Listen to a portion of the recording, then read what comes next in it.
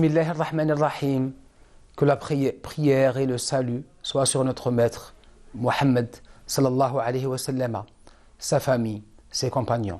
Que la paix soit sur vous, chères téléspectatrices, chers téléspectateurs.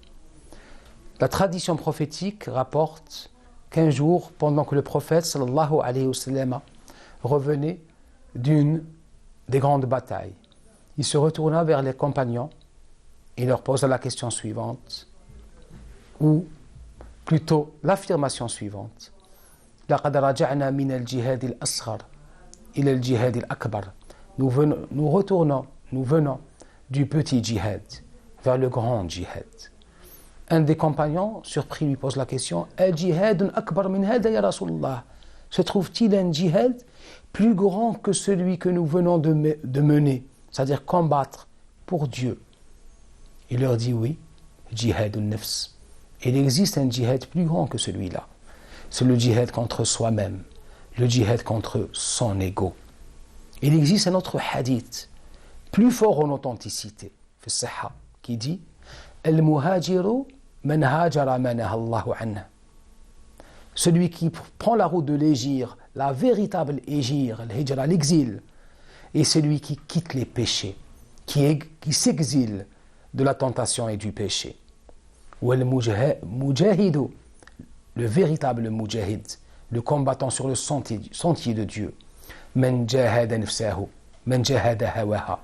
C'est celui qui fait cette grande guerre, ce grand djihad contre lui-même, contre ses passions, contre son ego, contre ce moi, ce ana, qui est hyper centré sur lui-même, qui oublie le monde qui l'entoure, qui ne pense qu'à ses passions, qu'à la réalisation de sa propre ambition, qui lui font oublier l'autre, ce ana qui a détruit des familles, ce ana qui a détruit des fratries, ce ana, ce moi qui a détruit des vies tout entières, ici-bas, mais également dans l'au-delà. C'est-à-dire que le petit ana, ce moi, nous fait oublier le grand ana, la ilaha illa ana, al-haq tabaka wa ta'ala, le seul digne d'être adoré. Ce djihad, par ces hadiths, le prophète sallallahu alayhi wa sallam nous offre une nouvelle lecture des ayats, des versets qui se rapportent au djihad.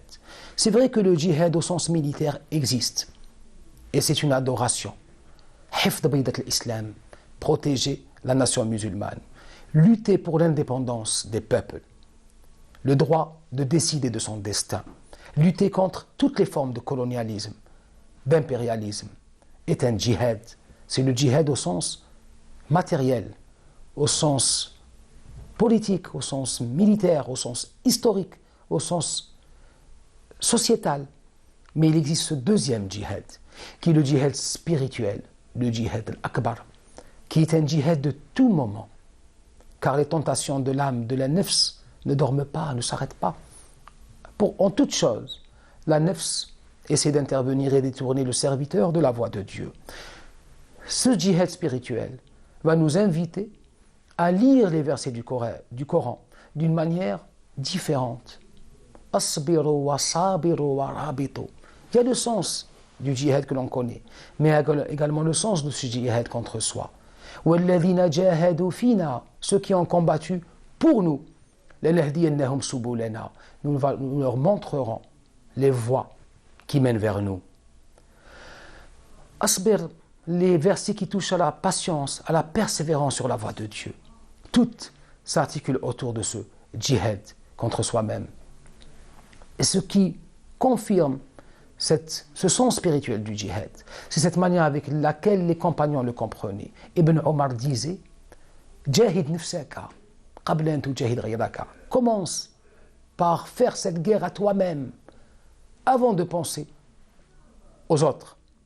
Al-mujahidu min jahad nafsahu. Le véritable mujahid est celui qui combat contre soi-même, cet infidèle qui se trouve en chacun. Al-ghazi min ghaza nafsahu. Aghzi nafsak. Commence par conquérir ton toi-même, c'est-à-dire de le faire soumettre à Dieu, de l'éloigner de la turpitude, du péché, c'est-à-dire la tazkiya, la purification. وَالَّذِينَ جَاهَدُوا فِينَا لَنَهْدِيَنَّهُمْ سُبُلَنَا. Ceux qui ont accompli le djihad pour nous, nous leur montrerons le chemin.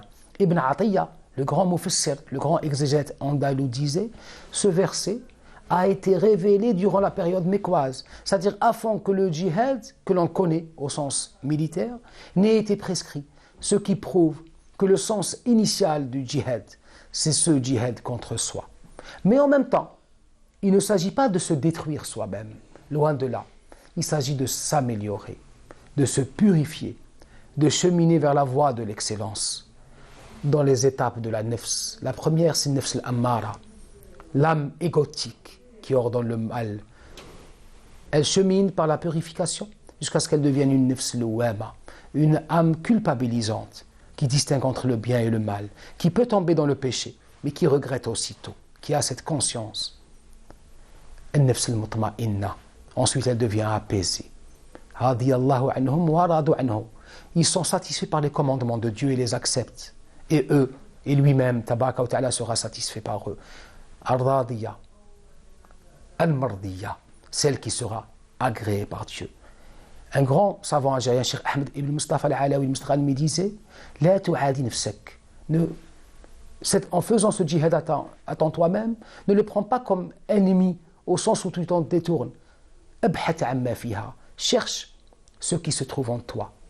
A'arafukum bi nafsihi, a'arafukum bi rabbihi. Celui qui se connaît le mieux, connaît mieux son Seigneur, au sens où il distingue entre la part de bien et de mal qui est en chacun. Elhamaha fujuraha wa taqwaha. En chaque être humain se trouve cette part de lumière et cette part de ténèbres.